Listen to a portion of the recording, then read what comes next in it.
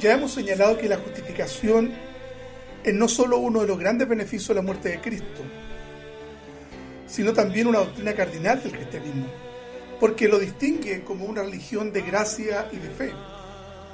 Y la fe son las piedras angulares donde se sostiene la doctrina de la justificación. En la primera parte de este estudio abordamos algunos conceptos que tenían como objetivo exponer la doctrina de la justificación. Quisiera, hermanos amados, partir con la definición hecha por dos grandes teólogos.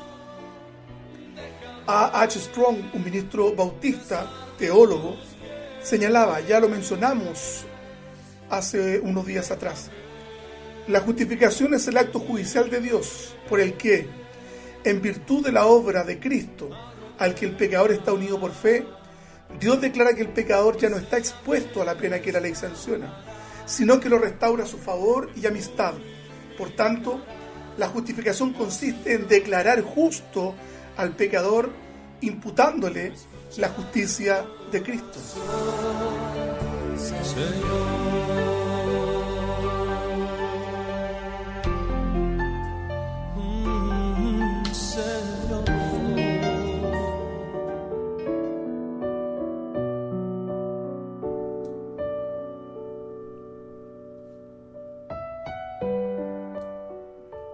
Casi en el mismo tenor, el teólogo presbiteriano Louis Berkhof señala al respecto de la justificación. La justificación es un acto judicial de Dios en el cual Él declara sobre la base de la justicia de Jesucristo que todas las demandas de la ley están satisfechas con respecto al pecador. Si usted se fija, tanto Strong como Berkhof señalan en un lenguaje claramente teológico que el creyente ha sido total y absolutamente perdonado. Esto de manera instantánea. Por lo tanto, el castigo del pecado nuestro ha sido remitido a Cristo.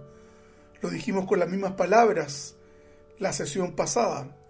Cristo tomó nuestro lugar en la condena de muerte que por justicia nos correspondía a nosotros, hermanos amados. Ninguno de nosotros merecía la misericordia del Señor. Este fue un acto gratuito que nos concedió el Señor solo como una expresión de su amor y de su misericordia. Las razones de fondo nosotros no las podemos entender, no podemos comprender racionalmente por qué Dios decidió prodigarnos a nosotros su misericordia y no a otros. Quisiera entonces hoy día reforzar algunas ideas importantes respecto de lo que hemos venido tratando en relación a la justificación. La justificación es el acto de Dios por el cual el pecador, hasta ese momento condenado a causa de su pecado, con la condición de su fe en Cristo, es perdonado, hermanos, y recibido en el favor divino. La justificación, señalan algunos teólogos, es principal, si es que no exclusivamente, una doctrina que le corresponde al apóstol Pablo en el Nuevo Testamento. El insigne apóstol Pablo emplea especialmente este término antes que el término perdón de pecados. Es únicamente en los escritos de Pablo que esta doctrina es expuesta con más o menos suficiente extensión. Podemos encontrar en las cartas a los Gálatas y a los Romanos, donde el apóstol Pablo hace una magistral disertación de dicha doctrina. Hay que notar algunas diferencias. Una es que la justificación es un término forense o legal, como hemos señalado. La palabra señala o significa o implica declarar a uno justo. Una es la palabra legal para absolver al que ha sido acusado de un crimen. Es la palabra que el apóstol Pablo usa para referirse al profundo acto del perdón o a la absolución y liberación del pecador que había sido condenado por su pecado. Esta palabra no denota, como algunos dicen, el acto de perdonar, sin haber sido recibidos en el favor de Dios. Por lo tanto, hermanos amados, la justificación también lleva implícito el perdón, ciertamente, pero también la aceptación por parte del Señor. Dios, hermanos, no es neutral para con el hombre, de modo que cuando el pecador es perdonado, es restaurado totalmente al favor divino. Lo que necesita justificación es aquello que no ha sido quitado de esta condenación. El perdón es una idea de carácter más personal, es lo que claramente elimina el pecado, como el motivo que rompe nuestro compañerismo personal con Dios. La justificación, mis hermanos, trata con el pecado como la causa que acarrea sobre nosotros la condenación de la ley. ¿Cuáles son los efectos de la justificación en el creyente? Isaías 1, 16, 18 señala: venid luego, dice, y estemos a cuenta. Si vuestros pecados fueren como la grana, como la nieve serán emblanquecidos. Si fueren rojos como el carmesí, vendrán a ser como blanca lana. Mi Cristo, déjame besar tus pies, déjame de ti beber agua eterna, pues ella me restaurará, me purificará y así podré.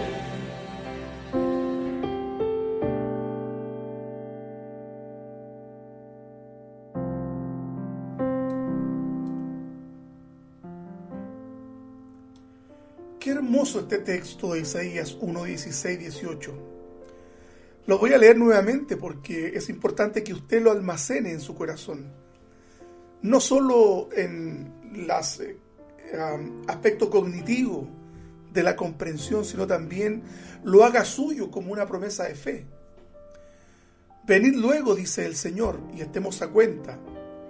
Si vuestros pecados fueren como la grana, como la nieve serán emblanquecidos. Si fueren rojos como el carmesí, vendrán a ser como blanca lana. Ante Dios, hermanos amados, estamos como si nunca hubiésemos cometido pecado alguno. Nuestra posición cambia delante de Él de culpabilidad a absoluta inocencia. Dios, que es nuestro Padre, ha satisfecho totalmente su aspiración de justicia, entregando a su Hijo por nuestros más horribles pecados, y solo animado por su amor y por su gracia inexplicable. El mismo Isaías, pero en el capítulo 43, 25, señala lo siguiente: Yo soy el que borro tus rebeliones por amor de mí mismo, y no me acordaré de tus pecados. Los que recordamos los pecados somos nosotros, cuando tenemos que enrostrarle a otros, asumiendo una superioridad moral y espiritual sobre aquellos que flaquean en la fe. Pero el Señor, en su generosidad, nunca más se va a acordar de nuestros pecados. ¿Cuál es entonces la prerrogativa de la gracia? La prerrogativa de la gracia señala: hijitos, si alguno ha pecado, abogado tenemos, a Jesucristo el justo. Por lo tanto, hermanos, al contemplarnos revestidos de la justicia de Cristo mediante la fe, Dios pierde de vista y no tiene en cuenta nuestros pecados hasta quedar ante Él blancos como la blanca lana, pues Dios ha echado a sus espaldas nuestros pecados. Nadie conoce las espaldas de Dios. Quedan remitidos al infinito del olvido. No hay nada más hermoso, hermanos amados, que recibir el perdón del Señor. Bienaventurado a quien sus transgresiones les han sido perdonadas. La doctrina de la justificación tiene un fuerte componente bíblico, es decir, está sustentada bíblicamente. Ya señalamos entonces que es el apóstol Pablo quien articula esta importante doctrina, y que es a través de los escritos de Pablo que Martín Lutero tiene este encuentro con la palabra del Señor, un hombre que estaba sumido en la más absoluta desesperación espiritual. Martín Lutero encontró gracia en medio de una vida penitencial y espiritualmente miserable que él llevaba. Romanos 5, 1 y 2 señala lo siguiente, hermanos amados: justificados pues por la fe, tenemos paz para con Dios por medio de nuestro Señor Jesucristo, por quien también tenemos entrada por la fe a esta gracia en la cual estamos firmes, y nos gloriamos en la esperanza de la gloria de Dios. ¿Nota usted el tono que utiliza el apóstol Pablo? Justificados pues por la fe. La fe entonces es el elemento instrumental para que nos apropiemos de las promesas que están referidas en la palabra del Señor.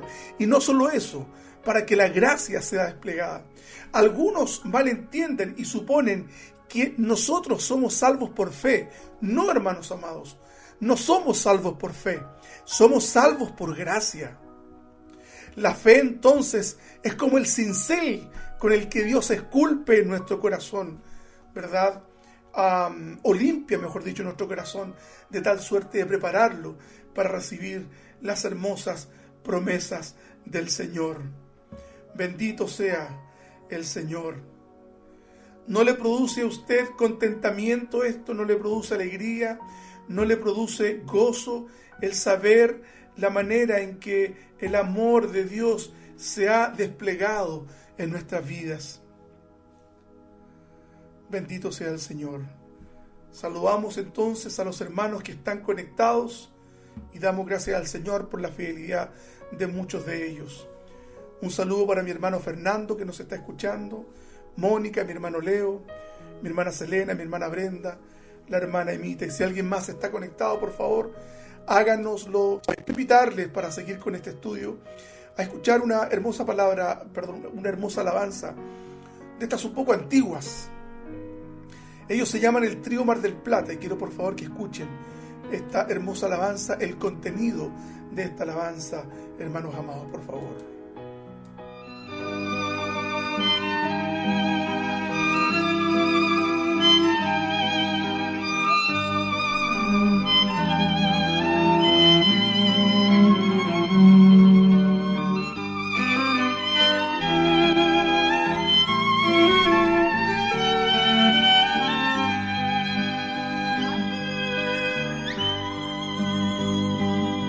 Como quisiera hacerte una canción en que plasme el total de mi emoción, pero nunca he podido encontrar armonías que puedan explicar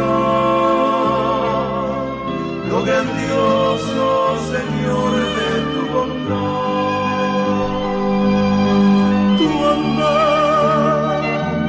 He buscado acordes sin cesar, melodías que expresen sin hablar, pero siento que aquí en mi diapasón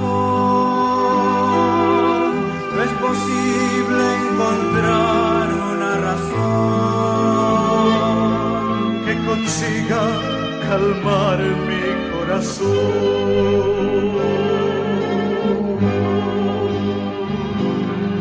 No hay verdad más hermosa que tu amor, ni poema que abarque esa verdad,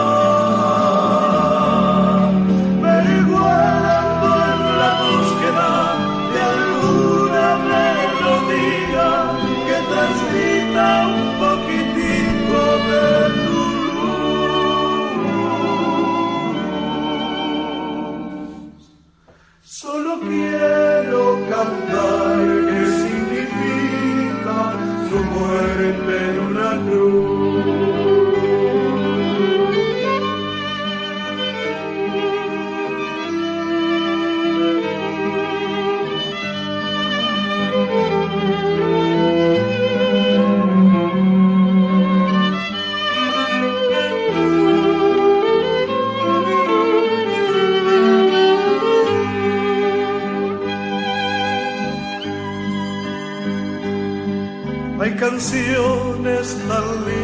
cosas por ahí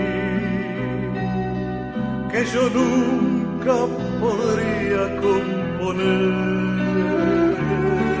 Y no tienen mensaje para dar, son palabras que suenan nada más por provecho económico quizás.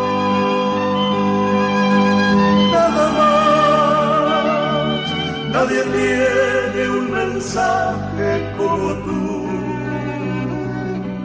que es capaz de cambiar el corazón. Sin embargo, aquí estoy con mi guitarra y las puertas se cierran en mi cara. Sin motivo ni ninguna explicación.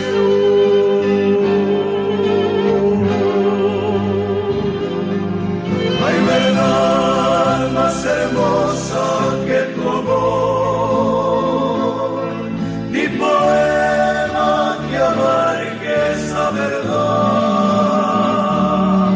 perigualando en la búsqueda de alguna melodía que transmita un poquitito de tu luz. Solo quiero cantar.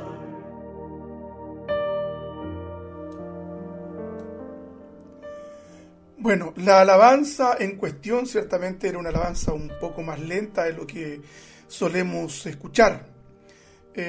Quería nada más que darme el gusto también de compartir con ustedes esta hermosa alabanza del trío del Mar del Plata. Quisiera hacerte una canción, es una canción muy antigua, y el trío del Mar del Plata es un conjunto que lleva muchos años también cantando, y son precisamente de la República Hermana de Argentina. Así que saludamos a todos quienes nos están escuchando. Recuerden que estamos hablando acerca de la justificación y dándole gracias al Señor por tener esta hermosa oportunidad de compartir con cada uno de ustedes la palabra del Señor. Quiero dar una muy buena noticia. A mí particularmente me produce mucho contentamiento en mi corazón. Nos saluda la hermana Patricia Yáñez, que nos da la buena noticia que ha terminado su proceso de quimioterapias, y les damos gracias al Señor por Patricia, por su valentía. Nosotros fuimos testigos de cómo ella en los días fríos o los días calurosos, cuando su salud se lo permitía, iba a la congregación a alabar al Señor con nosotros también. Así que compartimos la alegría de nuestra hermana Patricia por ya haber terminado este proceso, que entendemos quienes hemos visto a personas padecer de enfermedades como la que lamentablemente padece nuestra hermana querida, lo que se sufre también y lo doloroso de este proceso. Así que nos alegramos mucho por la hermana Patricia, y también saludamos a quienes están ahora adhiriendo a la sintonía, a Paulina, a Benito Muñoz. Gracias al Señor. Así es que bendecimos el nombre del Señor porque Él ha sido generoso con nosotros y ha manifestado su amor por cada uno de nosotros. Así que gracias a Dios, porque Él es bueno, y en medio de esta situación que estamos viviendo, de esta terrible situación que estamos viviendo, no debemos olvidarnos, hermanos amados, que vamos nosotros a cobijarnos bajo la sombra de la cruz. Y no olvidemos tampoco, hermanos amados, que estamos seguros en el Señor. Alguien dijo en un momento: los brazos de la cruz son lo suficientemente fuertes para sostener los destinos de la humanidad. Así que muchas gracias. Saludo a mi hija Sofía, que también nos está escuchando, y seguramente con él también Gaspar nos está escuchando. Así que un abrazo grande para Gasparito y para Sofita, que también están compartiendo en este momento como auditores ocasionales. Así que bendecimos al Señor. Gracias al Señor. Entonces estamos viendo la justificación por la fe. Qué hermoso saber entonces que todos nuestros pecados han sido perdonados, ¿cierto? Todos nuestros pecados. La palabra dice en 1 Corintios 6, del 9 al 11, señala que A modo de pregunta, el apóstol Pablo lo plantea. ¿No saben que los injustos no heredarán el reino de Dios? Es decir, aquellos que no hacen el bien. No erréis o no se equivoquen, dice Pablo. Ni los fornicarios, ni los idólatras, ni los adúlteros, ni los afeminados, ni los que se echan con varones, ni los ladrones, ni los avaros, ni los borrachos, ni los maledicientes, ni los estafadores heredarán el reino de Dios. Si usted se fija, el texto no tiene ambaje alguno. Está señalando con claridad que los adúlteros, que los afeminados y los que se echan con varones, haciendo una distinción respecto de la práctica homosexual. Algunos cristianos que defienden, hacen una exégesis un poco extraña de este pasaje, señalando que el apóstol Pablo no está condenando las prácticas homosexuales. Pero eso es tema de otra conversación. Solamente lo menciono, hermanos amados. Y el versículo 11, después de que el apóstol Pablo nos hace una mirada de los pecados a los cuales el hombre accede, el producto de estar lejos de Dios, señala en el versículo 11: y esto erais algunos, mas ya habéis sido lavados, ya habéis sido santificados, ya habéis sido justificados en el nombre del Señor Jesús y por el Espíritu de nuestro Dios. Por lo tanto, hermanos amados, ¿cuál es la situación de un creyente hoy día? Un creyente ha sido lavado, ¿verdad? Y en términos ilustrativos, o para establecer una analogía, para hacerlo más comprensible, decimos que somos lavados por la sangre de Cristo. En realidad el concepto no es bíblico, el concepto de ser lavado por la sangre de Cristo. Es más bien una expresión que se adosó al lenguaje evangélico. Pero en realidad somos lavados mediante el acto de la regeneración. Por lo tanto, un creyente verdadero, estoy hablando, ha sido lavado, ha sido santificado, apartado. Ya mencionamos que la santificación no tiene que ver con una cuestión de orden moral. Cuando nosotros hablamos de santidad, creemos entonces que tenemos que andar con una aureola sobre la cabeza, como eran retratados los santos en las pinturas antiguas. No, hermanos amados. La santidad es simplemente el acto por el cual Dios aparta a un creyente para los fines que Él ha dispuesto. Entonces, hermano, cuando usted se mire a sí mismo, usted mírese como un lavado, mírese usted también, obsérvese como un santificado y obsérvese también como un justificado en el nombre del Señor Jesús y por el Espíritu de nuestro Dios. A los creyentes nos justifica Dios aceptándolos a su favor en el amado.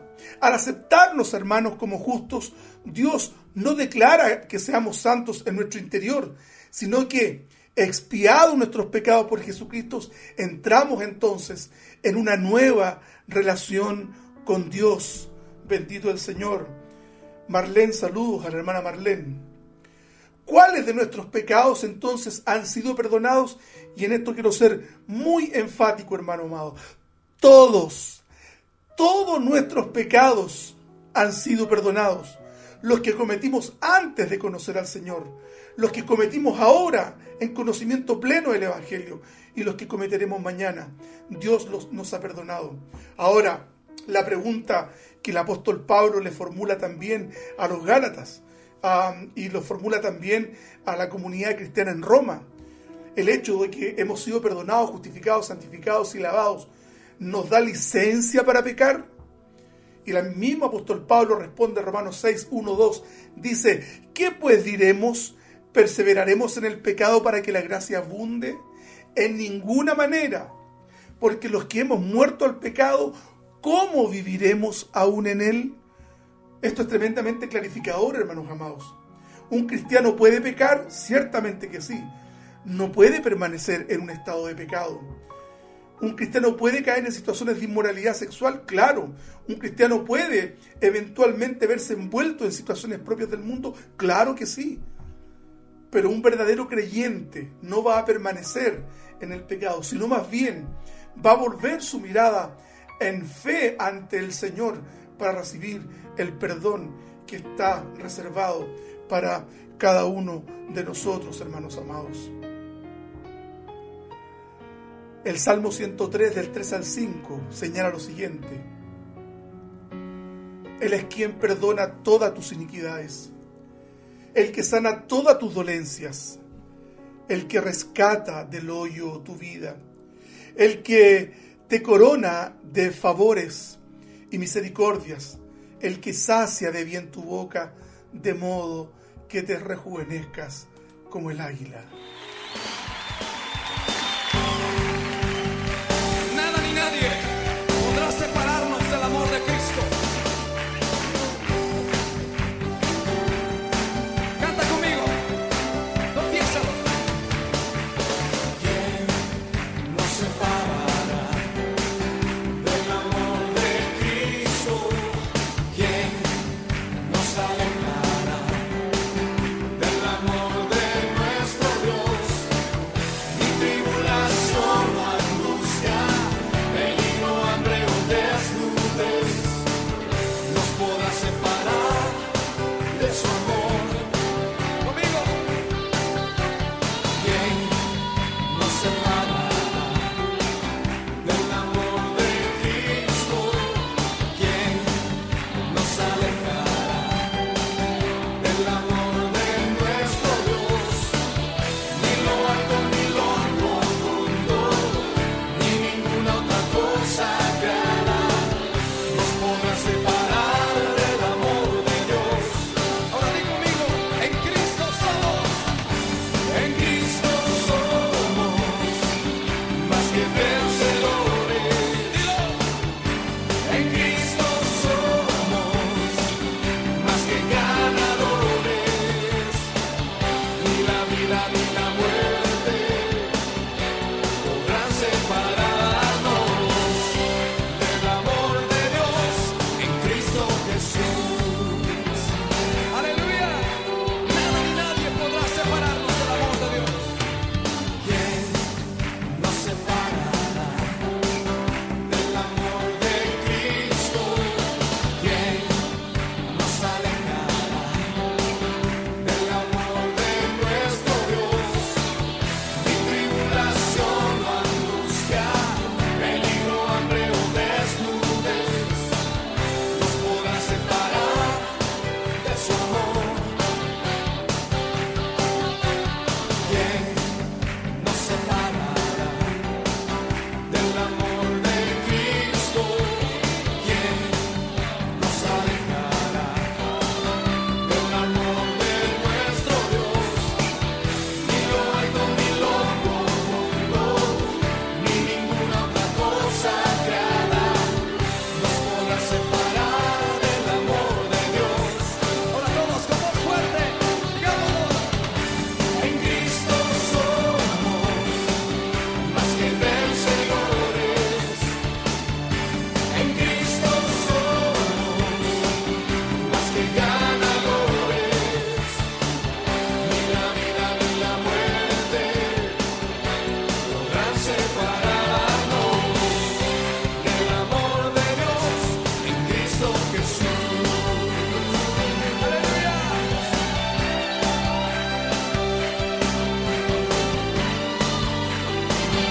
Vamos a confesarlo una vez más. A todas las naciones, dilo. En Cristo somos más que vencedores. En Cristo somos más que ganadores.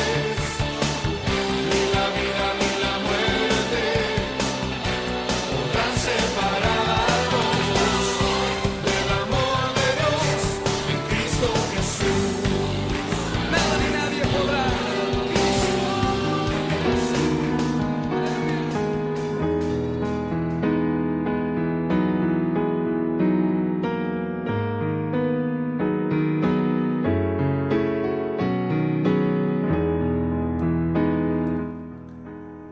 La lectura de la palabra, hermanos amados, es indispensable para comprender estas verdades. Si usted quiere comprender a Dios en cómo Él se ha revelado, es necesario que usted se sumerja en la búsqueda de la palabra del Señor. Muchos están permanentemente con el anhelo de que Dios les hable, pero quiero contarte que Dios habla a través de su palabra. Los grandes avivamientos, hermanos amados, han surgido del encuentro de los sujetos con la palabra del Señor. Por lo tanto, es fundamental que un cristiano conozca los rudimentos de su fe, los elementos más esenciales que componen su fe. Hermanos amados, y debo decir con mucha pena que en muchas iglesias no se predica doctrina. En muchas iglesias no se enseñan lo que yo estoy tratando en este momento a través de las ondas de esta radio. Quiero leer el último texto que leí antes de ir a la pausa musical, el Salmo 103 del 3 al 5. Señala, Él es quien perdona todas tus iniquidades. Hermanos, pregúntame tú cuántas. Todas tus iniquidades. El que sana todas tus dolencias, hermanos, todas tus dolencias espirituales, incluso las físicas, claramente. El que rescata del hoyo tu vida cuando estás sometido a situaciones donde no ves la luz, situaciones duras en que no ves salida. El Señor te rescata, así como rescató al profeta Jeremías del pozo donde fue lanzado por la orden de Sedequías el rey. La palabra dice, el que te corona de favores, esto es el verso 4, y misericordias, el que sacia de bien tu boca, de modo que te rejuvenezcas como el águila.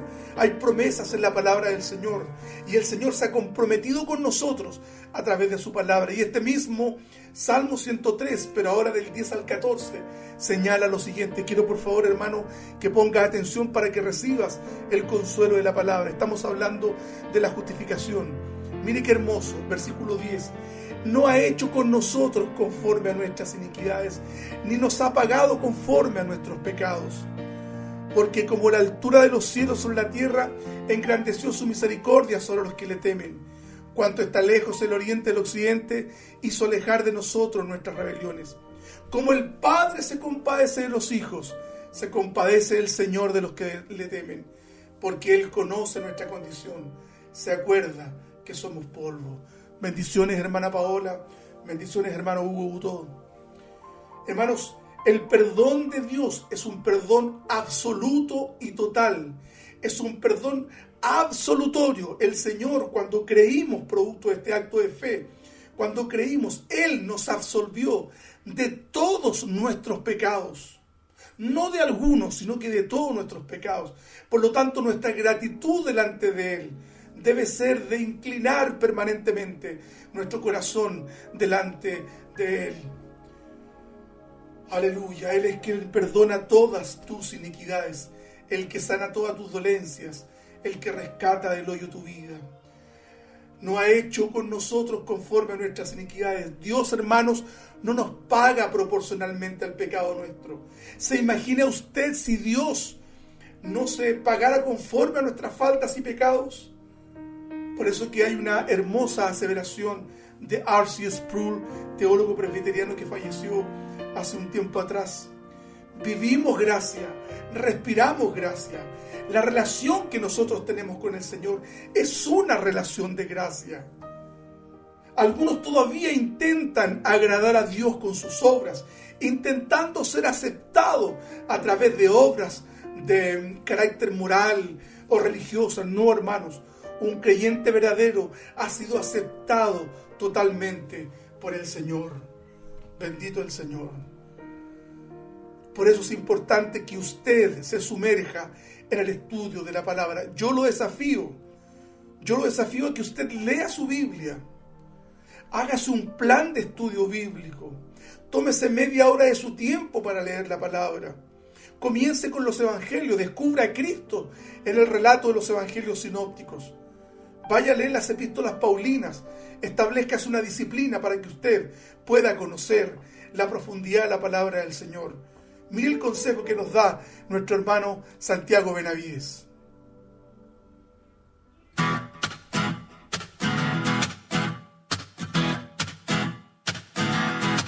La Santa Biblia se quejaba un día que casi nadie está leyendo hoy. Que todo el mundo se la pasa en Facebook, en esos juegos de computador. Muy achantada andaba la pobre, con una crisis toda existencial. Pensaba hacerse un cambio de look, a ver si así la leíamos más. Se mandó pintar el pelo morado, se cambió la fuente, se puso blue jean. Incluyó un DVD interactivo, stickers de Pedro, Jonas y David. Está dispuesta a hacer lo que sea para que no olvides que Dios te habla ahí.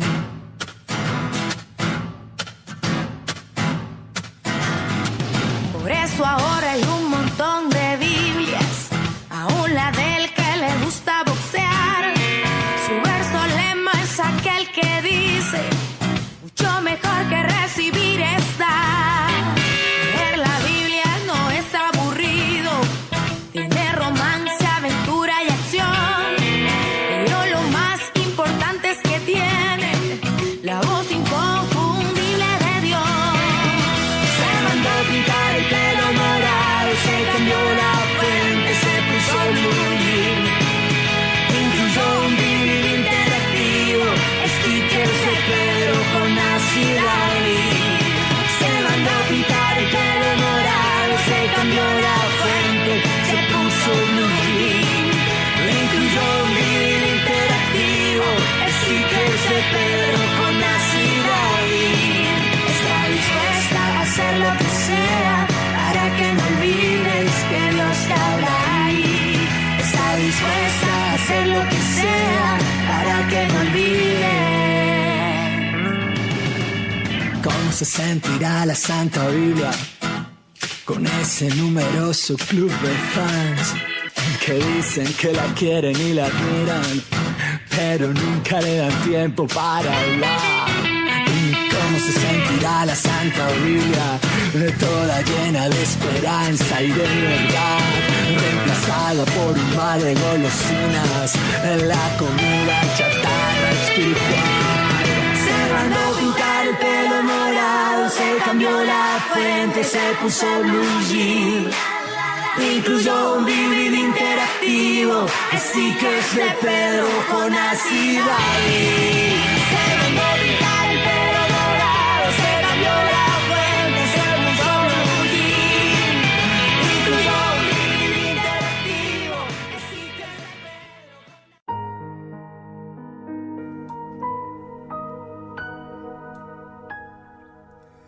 de Esa canción es casi una humorada, ¿verdad?, de la importancia que tiene la Escritura para nosotros. La doctrina de la justificación nos reporta muchos beneficios como creyentes, entre los cuales podemos mencionar los siguientes. Nos sitúa en un lugar de total inocencia respecto de las culpas de nuestro pecado. ¿Cómo nos mira el Señor entonces ahora? Sin culpas. ¿Por qué? Porque las culpas fueron remitidas en la cruz. Ahora, para nosotros la salvación es gratuita, pero le costamos a Dios su propio Hijo.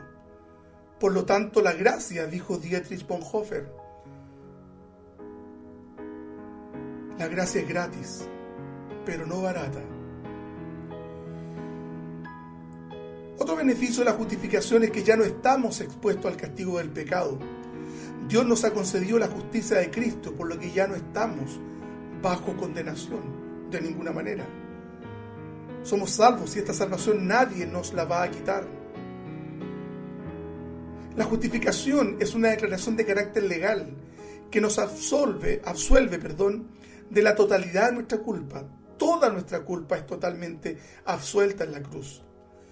Yo no puedo entender cómo hay creyentes que viven todavía con culpas. Hay creyentes que viven con el tremendo peso de su pecado. ¿Un cristiano sigue pecando?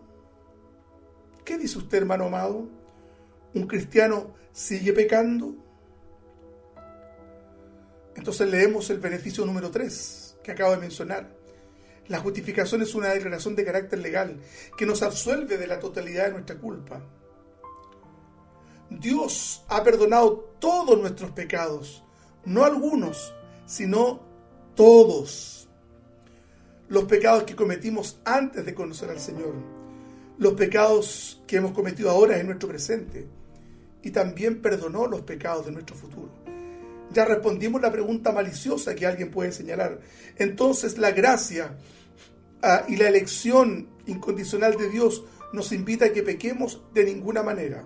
De ninguna manera, hermanos amados. Porque ¿cómo hemos de pecar los que hemos muerto al pecado? Dice Pablo en Romanos capítulo 6. Nadie nos puede privar de nuestra condición de justificados. Nadie, hermano, nos puede privar de nuestra condición de justificados. Ni nuestro pecado mismo nos puede acusar delante del Señor.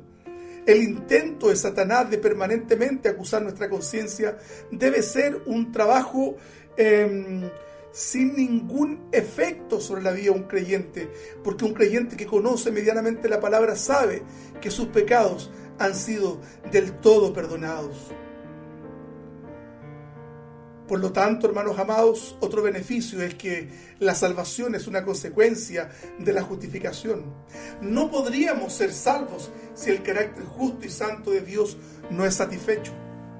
La muerte de Cristo es la garantía total de nuestra salvación, completamente, hermanos amados.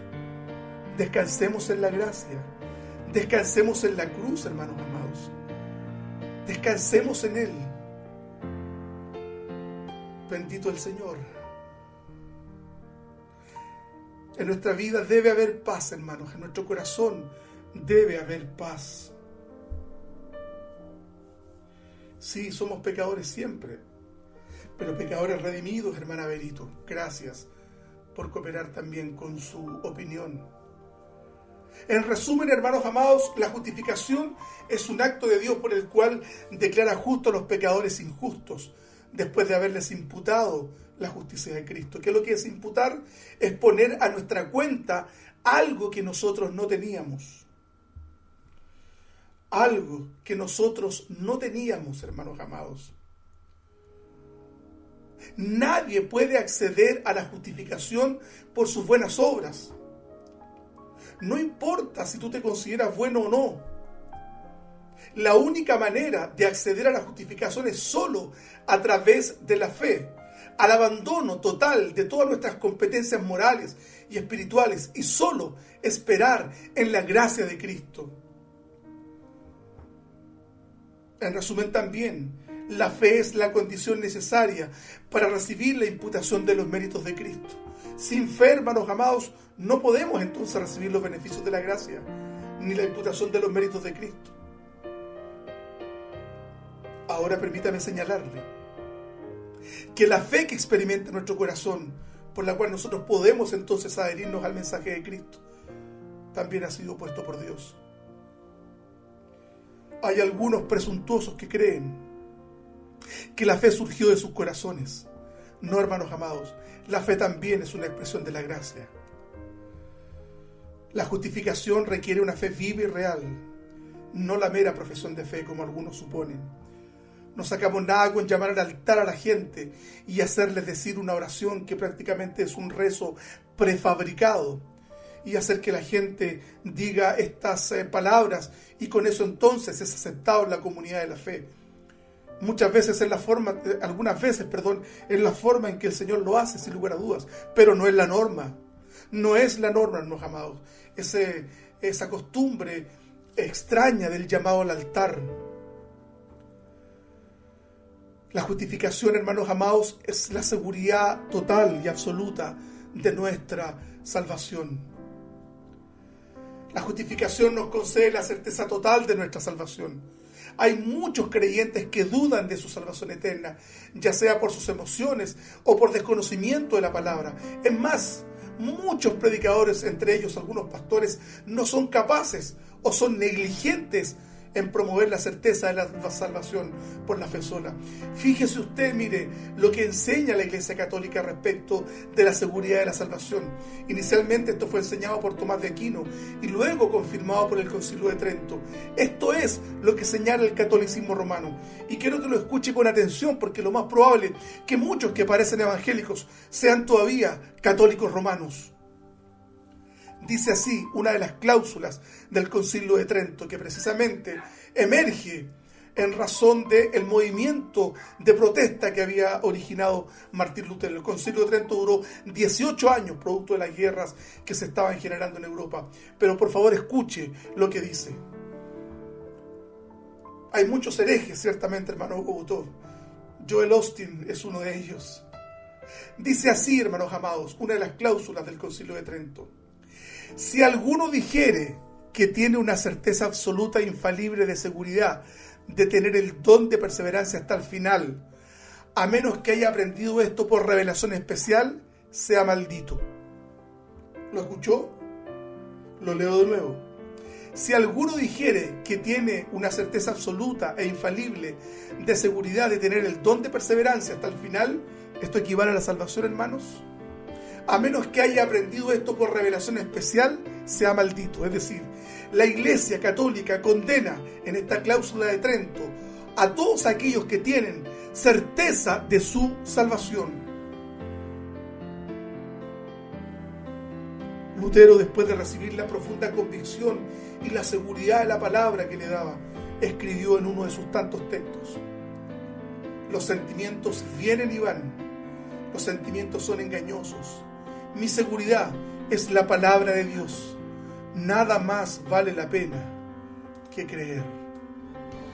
Que todo lo puedes, que mi pensamiento no lo puedo esconder.